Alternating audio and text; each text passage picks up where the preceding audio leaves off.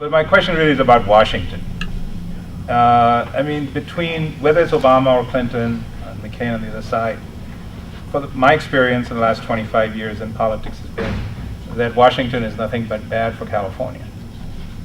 And I just would like to get your opinion. I mean, whether it's Clinton, you know, passes the Welfare Reform Act, puts legal immigrants who need food stamps out on the street, or it's Gingrich and George Bush, I don't see a whole lot of difference between Washingtonians, whether Democrat or Republican. So do you really see anything good coming out of Washington, irrespective of which one gets into office? Whether it's education, immigration, workplace safety, water, infrastructure.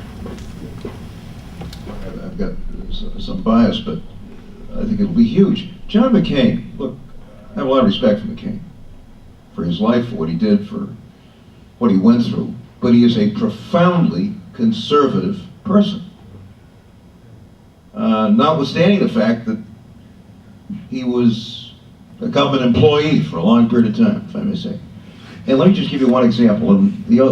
As many of you know, I'm grassroots organizing obsessive, and I'm rail obsessive, R-A-I-L.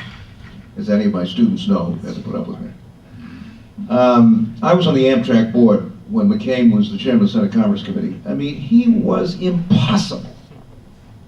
Look, if he doesn't understand the United States of America needs a first-rate national rail passenger system, then he doesn't understand anything. And if he doesn't understand that California needs a first-class high-speed rail system, then I'm sorry. Now, I think one of the problems, frankly, and I don't want to be too, don't take this up to the congressional delegation, because a lot of your congressional folks are friends of mine. But I think this state does a lousy job of using its influence in Washington. And I say that on a completely bipartisan basis. You've got the biggest congressional delegation by far in the country. You have governors of both parties who are governors of California. I mean, that should give them a lot of clout. And just in this particular policy area, in this high-speed rail thing, I don't see any effort on the part of the folks in Sacramento to go to Washington and lobby as part of a national coalition, and there are many of us involved in this thing, for serious federal investment in a first-class national rail system and excellent metropolitan transit systems and so on, which we desperately need. So it's a two-way street.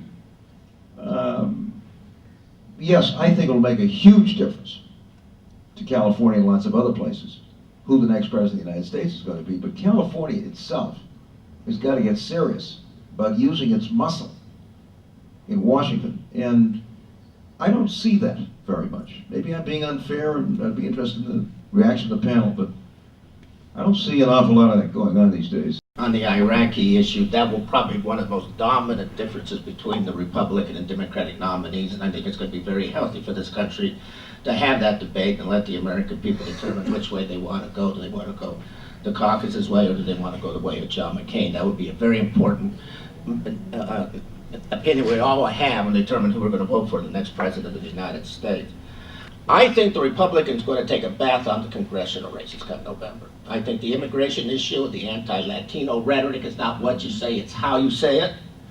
And too many of these Republicans on that issue sound like they hate Mexicans, they hate immigrants, and why in the heck they expect any of them to vote for them is beyond me. And I think what you saw in California in 1994, and why I was outspoken against 187 and Pete Wilson, what they did back then. And there were other Republicans who were outspoken against that. I think what you're going to find in the western states, in New Mexico, Colorado, Texas, is going to happen to the Republicans what happened in California in 1994, when we went to 41 members of the Assembly, one of the 3 years in the last 40 years that we had control of the Assembly. And in three election cycles, we went down to 32, or 31, or something like that. Well, this guy was running the show on the Democratic side. And so I think we're going to have a bath in Congress. If it's a Democrat president, there's going to be a Democrat who's going to have one of the heaviest Democratic Congress they've seen in a long time. Which is why a lot of people may want to vote for a Republican to try to put some type of break and have a balance of power between the two. California is sort of, for those of you who've been to Alaska, Mount McKinley is described as so big that it creates its own weather system. And California creates its own political weather system. Because as we all know and say frequently, we're huge. Whatever we are, the 5th or 6th largest economy, there's billions of people here. And to some extent, we're able to get away with ignoring Washington. And I think it's a two-way street. I think the point that we don't work Washington well is fair. I also have lived for many, many years, having worked in Washington, with an intense dislike of California on the part of people in Washington. I get tired of being referred to as the left coast. It frankly annoys me. There are huge cultural differences in this country. I've done polling, I've done focus groups. I can tell you Texans hate Californians. I'm not making that up, they do. I can show you polling, I can show you focus groups. We want to protect our shore, they want to pave Alaska and just drill it. I mean, there are big cultural differences, and they're fair. That's what this country's all about. The political system has done a very good job of accommodating them over all these years. But does the outcome of the presidential race matter to California? Say, I think it does. Because I'd like to have a president who doesn't force us to get waivers every time we want to clean up our air. It would be nice if we had a national standard instead of a California standard for tailpipe emissions. And I think maybe we can get that. It would be nice if we had a president of the United States who didn't threaten to drill off our coast. There are a lot of differences. It would be nice if we had a president who understood that we're a minority white state, that we don't look like Iowa, we don't look like New Hampshire, we don't think that way, we don't act that way, and we shouldn't be treated that way. And I think that Obama or Clinton get that. I don't know whether McCain gets that or not. But it would be nice if we had a president who was willing to treat us as something other than a foreign country, and we might return the favor. California does not get its fair share of the federal dollar. And it is an anomaly considering we have the greatest number of congressional members out in Washington, D.C. But it is clear that for every dollar that we put in, we only get 79 cents back in services to California. So we are cheated in terms of dollars for Medicaid, for foster care, for transportation, for all those things. And we became acutely aware of it during these past few years. In 2002, we had a $38 billion deficit. Now we're facing a $14.5 billion deficit. And actually, if we got more of our fair share of the federal dollar, we could reduce that deficit greatly. But it's not an instantaneous solution. You have to get all these waivers and this and that and negotiate and everything like that.